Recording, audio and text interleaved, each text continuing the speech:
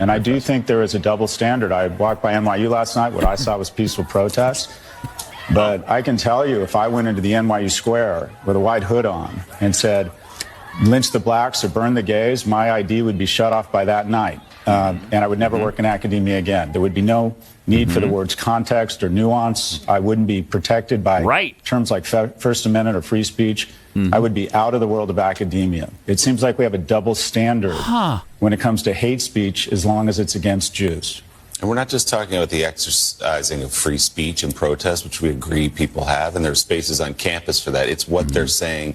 It's the harassment of Jewish students. Yes. So what is that? Why is there that double standard? Because, of course, you're right. You don't even have to say it out loud. If these things were being said about black people or gay people or Latinos or Asian or anybody else, forget it. Shut down the school. Everybody's expelled. Why is there still that double standard? I think it's complicated. I think, one, young people have a healthy gag reflex on what people our age think. And I think that's healthy. Two, I don't think Israel has draped itself in glory over the last 20 or 30 years. They've shifted from being kind of the David to the Goliath. I also think that incorrectly students on campus conflate the civil rights movement with what is going on in Palestine and have digressed, unfortunately, because of an orthodoxy promoted by me and my colleagues that there are oppressors and oppressed, and the easiest way to identify oppressors is how white and how rich they are, or fairly or unfairly. Israel is seen as ground zero for whiteness and how wealthy they are. And then what might sound paranoid doesn't mean I'm wrong. I think we are being manipulated, specifically youth, who their frame for the world is TikTok. And if you look at TikTok, there are 52 videos that are pro-Hamas or pro-Palestinian for every one served on Israel. I think that we are being manipulated. I think Americans are easier to fool than convinced they've been fooled. But if I were the CCP, I'd be doing exactly the same thing. I think social media is sowing division and polarization in our 52 to 1. 52 to 1 pro-Hamas videos on TikTok to pro-Israel. That seems a bit disproportionate, doesn't it? Boy. Fascinating. He makes some really good points there. And, of course, we all know it's true. But you do wonder, how can this happen? How can this be?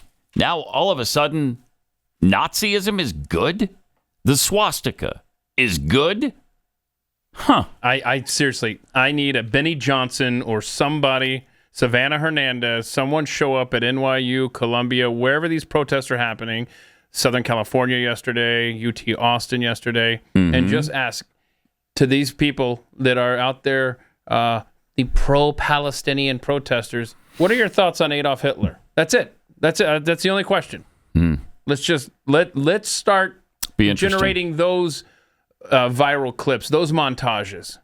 That's what people need to hear, because I think, I'm probably wrong, but I think if you can start associating, because that's the guy that you need the face of this movement to be, because that's exactly who they are. And so I think if you can start showing these protesters for what they are, anti-Semitic Nazis, effectively, just have them talk about Hitler off the cuff. Let's go. And I think if you get some of that out there, then maybe we can start to have less people at least show up to these events, and maybe they dwindle away. I hope. I don't know. Again, back to that opinion piece I was reading, and I can't find it now. Do you remember who wrote it? I don't. But she was talking about the swastika and how that's a new symbol now for the left, and it's an okay symbol. It's fine because it's against genocide. Is it? Okay. But she said that the left has now conflated all of these issues into one, and it's now all under the pro-Palestine, pro-Hamas banner.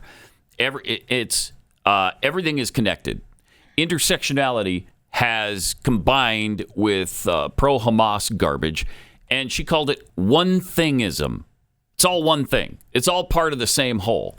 And all this evil has just conglomerated into one big blob called one thingism. I think so, I all part found of it for you. Did you? Yeah, why don't let me just hand it. All right. Telegraph article? Maybe. Okay. Yeah. Maybe. Be easier just to do this. Yeah. Right? Does that look right? I think it might be. I did see him. Yeah. It wasn't long ago when the activist left had a whole laundry list of systems and impersonal forces that it was battling against.